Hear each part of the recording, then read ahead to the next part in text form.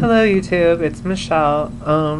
This is gonna be my legitimate FFS update. As you can see, I'm still really swollen, but today was the first day I actually left my house. I put on some makeup and went out. Like I said, I'm really swollen. I'm still really self-conscious, but I just can't stay away from YouTube. So I'm looking fine right now. After this video, I'm gonna put my head thing on and probably massage my face, which is something you do in recovery to reduce swelling. But I'm gonna get to that. So of course I'm gonna be hella fidgety in this video, like I am in most of my videos, but especially since I'm all self-conscious about how swollen I am. And it's mainly down here, but there's still swelling up here. Anyway, so this will probably be kind of a long video. If I can figure out editing, I'll bust it out into a couple different videos. But I kind of just wanted to tell you about my experience, the initial results I'm seeing and how I'm happy with them and all that kind of stuff. I started looking into FFS probably around September or October of last year, and then I contacted Dr. Zukowski in Chicago in November.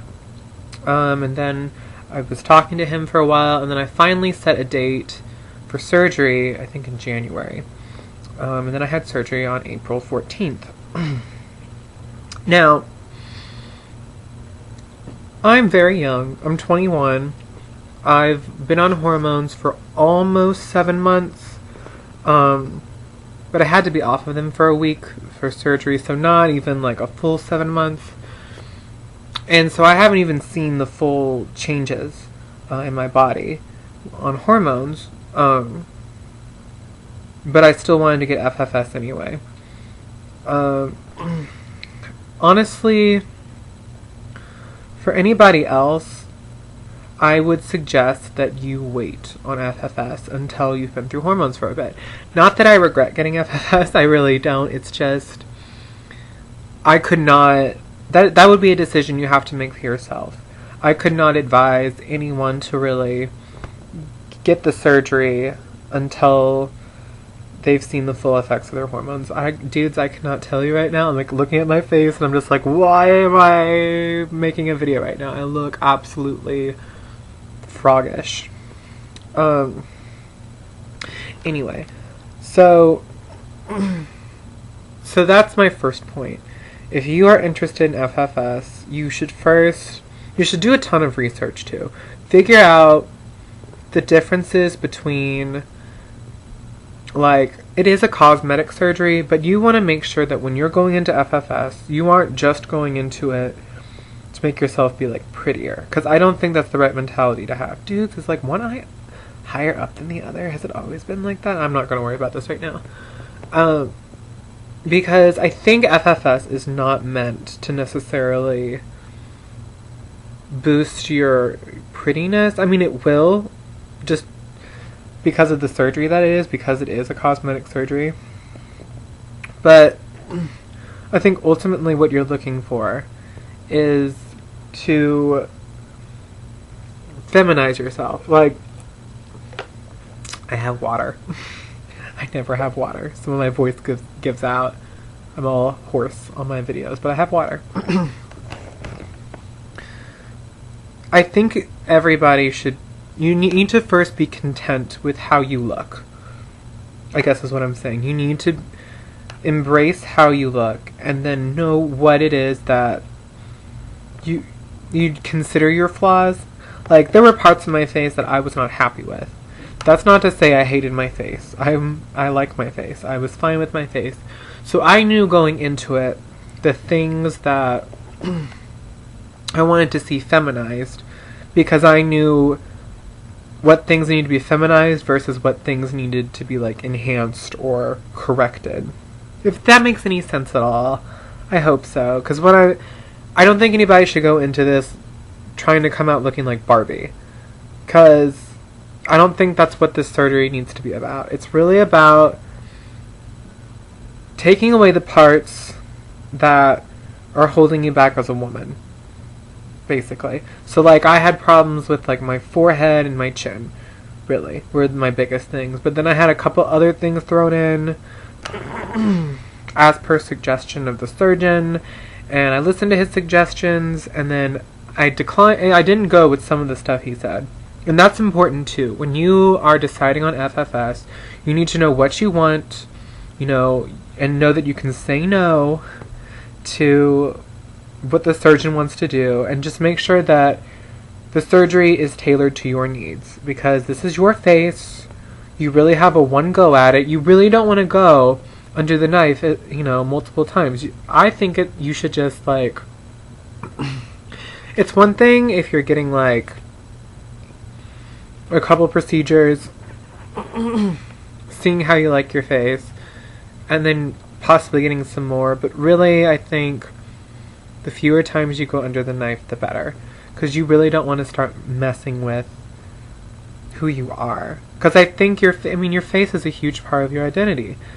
And especially if you're vain like me. And I think this is prevalent in the trans community, that we obsess over how we look. You know, even more so than I'm going to say the average girl.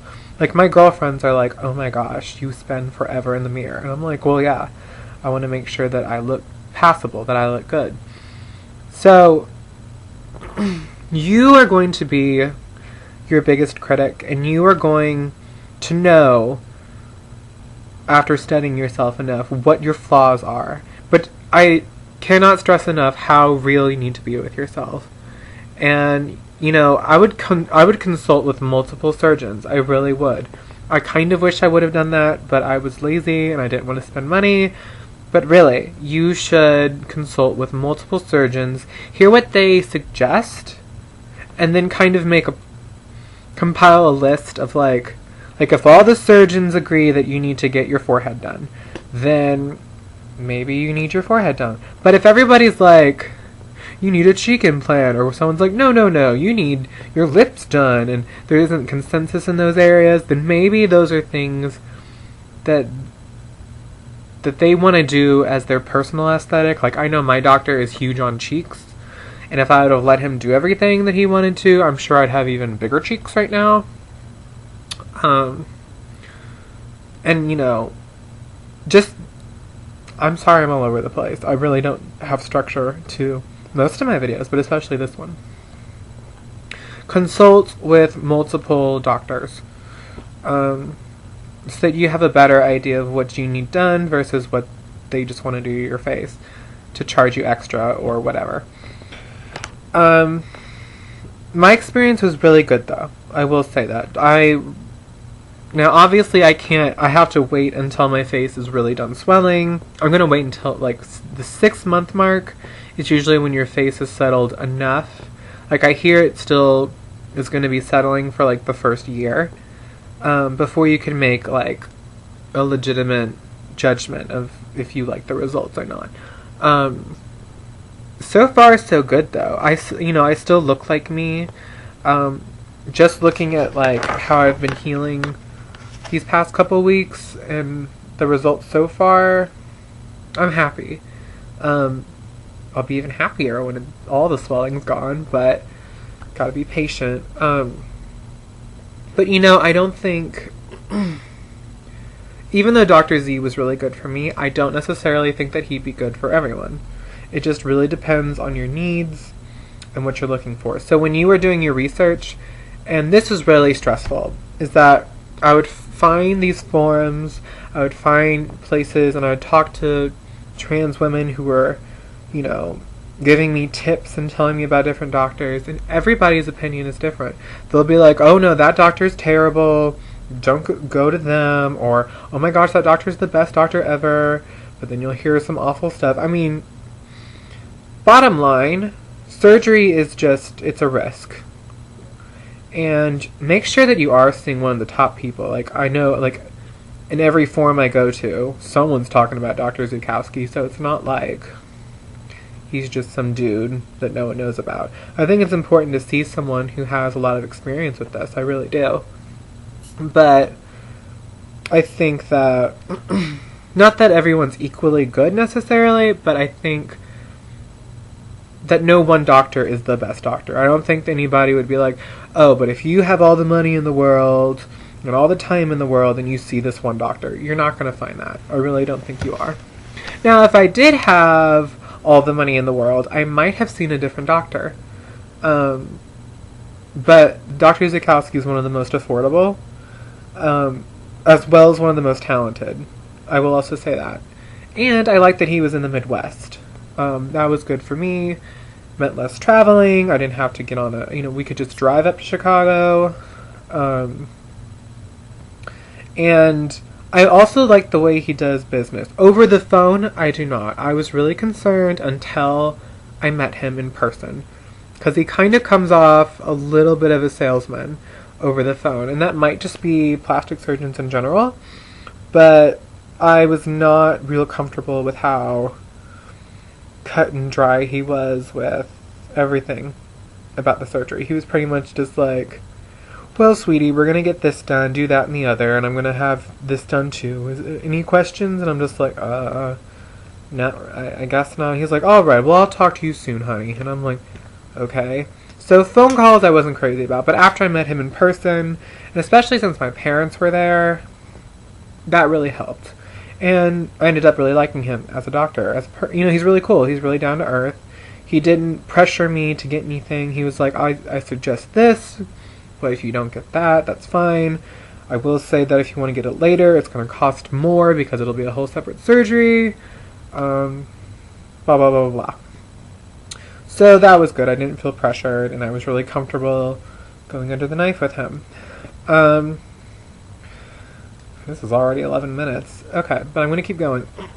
So, when we got to Chicago, we got there like 2 days before surgery. No, we didn't. I'm lying. We drove to Springfield, Illinois on the 12th? Yeah, the 12th. And then the next day we drove up to Chicago and then had a consultation with him. He showed us around his office and his facility and answered any questions we had. We filled out I think I filled out some forms, I don't know. And he pretty much explained to us what it is that he was going to do, specifically to my face, like how the surgery would work. And he answered any questions, and that was really great. And then the next day, I had the surgery at like 6:30 a.m. I was his first surgery of the day, which was kind of cool because that's what you want to be, is the first surgery of the day. That way, he's not all tired if you're the second surgery. Because I was under the knife for like 5 or 6 hours. Longer than that? 5 or 6 hours. And the surgery went great. The staff was so nice. Oh my gosh. They were just like, we love your hair. You're just so pretty, Michelle. Blah, blah, blah. And I'm like, of course, complimenting me is the best way to get me to like you and to be comfortable with you. So that was awesome. Like, I even remember like waking up after surgery. They were like, oh, sweetie, are you're waking up. Well, that's great. We love your hair so much that we are washing the blood out of it right now, honey. Because we don't want you to go off to your hotel with like crusty hair. And I'm just like, thank you. Recovery was a big bitch. The only reason it was manageable, and I will say this to anybody undergoing FFS, I don't know how other surgeons do it. I don't know what other doctors do or what your facility is going to look like. For me, after surgery, they take me to my hotel room and I just start recuperating there. But I would highly suggest getting a nurse to be there for at least the first 24 hours. That was vital. Like, even though my parents were there, it was great having a nurse.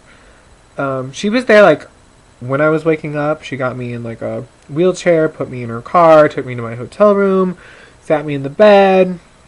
And then she basically showed my mom, how to take care of me for the next week. Which included, like, regulating my medications, cleaning my sutures, just anything, any questions that we would possibly have. This nurse was there to help us. And she's Lisa Lopez from Compassionate Care. Just going to throw a name out there. And she was really great. I was really glad we had her. And we only had her for the first 24 hours. And then another nurse came in who worked for Compassionate Care. Works under Lisa, I think. She came in like the third day. And that's when they like washed my hair and changed my... I think they changed my bandages that day. But that was really great too. Because I don't know if I could have handled my first shower on my own. And I don't know if I could have, like, washed all the blood out by myself. I mean, seriously, it's gross. But recovery is really tough. Get a nurse. Like, especially the first 24 hours, but I'll say the first 2 days for me, it was really stressful. Because breathing is hard, and swallowing is difficult. And I know, like, that could make anybody a little paranoid, but I was just, like... There were a couple of times I was just starting to like cry because I was so... I guess it was kind of claustrophobic. I just felt really... All the bandages were tight around my neck and it was just like freaking me out. And like the first few hours was definitely just me consciously telling myself to breathe in, breathe out, breathe in, breathe out. And then waiting for my next round of medications. It was tough. And I could not imagine if I would have gotten like a nose job. Because that would be even less airway. Like, really. I don't know how other girls do it who undergo, like, the whole shebang with their face. Like, I really, props to you, because recovery was tough. And honestly, there wasn't a whole lot of pain. Then again, I was on Vicodin and Valium for the first, like, week. I've gotten off of them since because pain medications will prevent healing. Like, they'll slow down your recovery. And I don't want that. I want to be as healed up as possible so that when I go back to work, I won't look a bloated, swolled up mess.